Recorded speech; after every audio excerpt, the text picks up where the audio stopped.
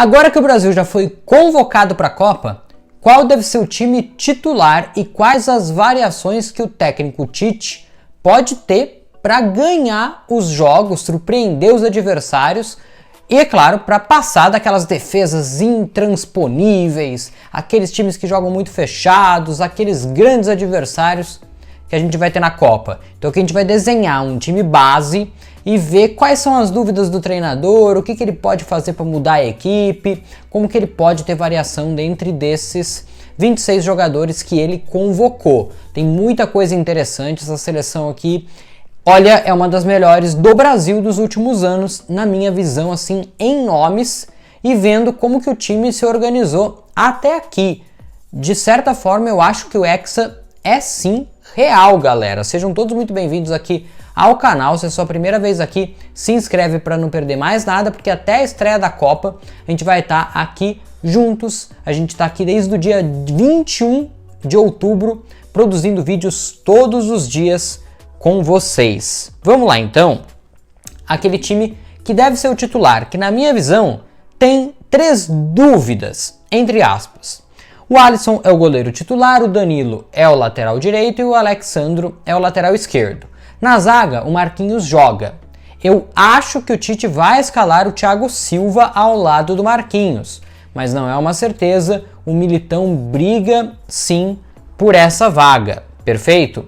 Aí no meio de campo tem o Casemiro confirmado, o Paquetá também é outro nome certo, e aí você pode ter o Fred, que eu acho que é isso que ele vai fazer. Ele começa com Casemiro, Fred, Paquetá, Neymar, Rafinha e Richarlison, ok? Mas dentre essas opções, ele pode tirar o Fred e colocar o Vinícius Júnior, trazendo Paquetá para jogar como segundo volante, mais perto do Casemiro, fazendo assim como se fosse um 4-3-3 de certa forma, colocando o Vinícius pela esquerda, o Rafinha pela direita, o Neymar centralizado e o Richarlison mais à frente.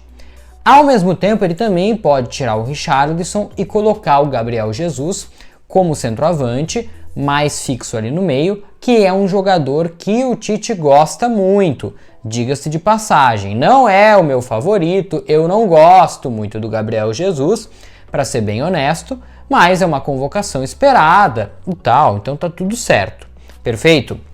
Então o Tite tem essas 3 dúvidas / jogadores que são, vamos dizer assim, o 13º atleta. O Jesus com o Richarlison,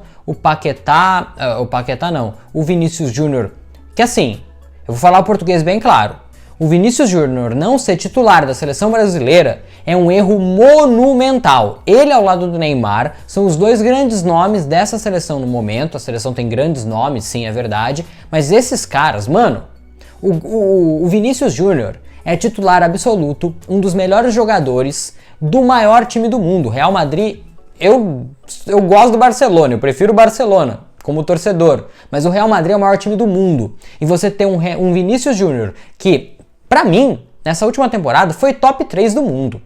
Atrás só do Benzema e olhe lá. De verdade mesmo. De verdade mesmo. O Vinícius Júnior, pra mim, é um dos melhores jogadores em atividade hoje em dia. A última temporada dele foi melhor que a do Neymar. E você deixar um jogador como o Vinícius Júnior fora do time titular é um erro monumental. Monumental. Se o Vinícius Júnior não for titular, como eu acho que não vai começar sendo na Copa, vai ser um erro monumental. Pode escrever em letras garrafais aqui. Bota letras gigantes. Tite vai errar feio, vai errar rude. Tá certo?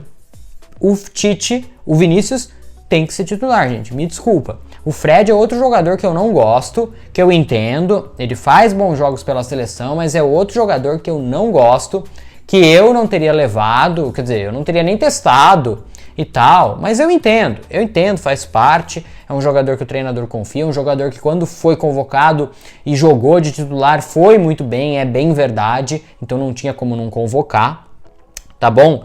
Mas o meu time teria Alisson, Danilo, Thiago Silva, Marquinhos e Alexandro, Casemiro, Paquetá, Rafinha, Vinícius Júnior, Neymar e Richarlison.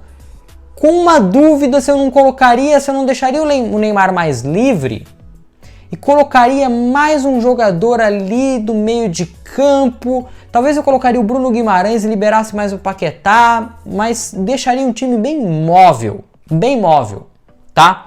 E aí dentro disso, o que o treinador vai ter? Bom, no gol, tanto faz quem jogar. É assim, cá entre nós, eu até prefiro um pouco mais o Ederson que o Alisson, mas tanto faz. É o verdadeiro tanto faz. Sério. Ele pode ter, com o Daniel Alves, um lateral que constrói mais pelo meio. O Danilo joga muitas vezes como zagueiro na Juventus. Então, ele deve ser um lateral mais defensivo e tanto o Alex Telles quanto o Alex Sandro, independentemente de quem jogar, ter mais espaço para avançar pela esquerda. Porém, quando o Daniel Alves era titular do Brasil na direita, era o Alex Sandro que fazia quase que esse terceiro zagueiro da seleção. Então eu tenho as minhas dúvidas até se o Daniel Alves não poderia acabar aparecendo no meio de campo da seleção. É algo que eu não faria, é algo que eu não me lembro do Tite ter testado, mas é também uma possibilidade, já que você tem esse entrosamento, vamos dizer assim, né, dessa defesa. Daniel Alves, Thiago ou Militão com o Marquinhos e o Alexandro. O Alexandro fechando mais e liberando mais pela direita o Daniel Alves, certo? Que constrói pelo meio, e você tendo um lateral que constrói mais pelo meio, você deixa o Rafinha com o corredor. E o Rafinha é muito bom em corredor. Então, é uma questão interessante da gente observar. Perfeito? Alexandre e Alex Telles, eu não vejo muita diferença entre eles. Acho que é mais por preferência entre um ou outro. Perfeito? Na zaga também são essas as questões aí do Militão, do Thiago Silva. O Bremer ficaria como realmente uma outra opção em caso de uma grande necessidade. Perfeito? Aí o Casemiro é o titular, o Fabinho é o seu reserva imediato. Dá para dizer que é quase 6 por meia dúzia, não muda muita coisa, tá? Teoricamente o Fred é titular e o Bruno Guimarães é o reserva imediato dele. Eu gosto mais do Bruno Guimarães. Ele faz um ótimo campeonato pelo Newcastle, né, um ótimo campeonato inglês pelo Newcastle. É um jogador que me agrada mais, é um jogador com um pouco mais de qualidade de passe, com mais chegada na frente. É um jogador que eu acho mais completo que o Fred. Eu acho que ele pode dar essa variação tática para o Tite de ter um segundo volante um pouco mais ofensivo. Ou ele pode botar o Paquetá nessa segunda volância, né? E aí deixar um time ainda mais ofensivo, porque o Paquetá é um cara que chega muito no ataque, né? E ele pode fazer muito bem essa função de segundo volante, um elemento surpresa entrando na área. É um jogador muitíssimo interessante. O Everton Ribeiro, ele é convocado como meio-campista, certo? Mas ele pode também fazer a ponta direita ali, numa função diferente da função do Rafinha. O Rafinha sendo um cara mais de corredor e o Everton Ribeiro sendo um cara de ponta mais construtor. E se você tem um Danilo por aquele lado, em muitos momentos o Everton Ribeiro pode ser muito importante como esse ponta construtor, principalmente se o ponta do outro lado for o Martinelli ou o Vinícius Júnior. Perfeito? Também por aquele lado direito, então além do Rafinha que deve jogar, além do Everton Ribeiro que é uma opção, você tem o Antony, que joga mais pelo lado direito, pode até jogar na esquerda? Pode, mas ele é mais lado direito. Tem o Rodrigo também. O Rodrigo, eu entendo que ele te entrega todas as posições de ataque. Ele é melhor pela esquerda do que pela direita, mas no real ele joga mais pela direita, porque lá na esquerda você tem o Vinícius. Mas nessa temporada, que a gente está vivendo aqui agora, 22-23, o Rodrigo já jogou de 10, de 9 na falta do Benzema, de ponta direita, aliás, de ponta esquerda e de ponta direita. Por isso que eu digo, ele te entrega. Claro, ele vai ser melhor em uma posição do que em outra, beleza. Mas ele te entrega um pouco de cada. Ele pode ser esse meia se precisar. Ele pode ser o reserva do Rafinha. Ele pode ser titular ao invés do Rafinha. Ele pode te entregar um falso 9. Ele pode te entregar um ponta esquerda. Então, o Rodrigo é um jogador, é um coringa nesse time. O Martinelli é outro cara que joga mais pelo lado esquerdo, mas pode ser também um falso 9.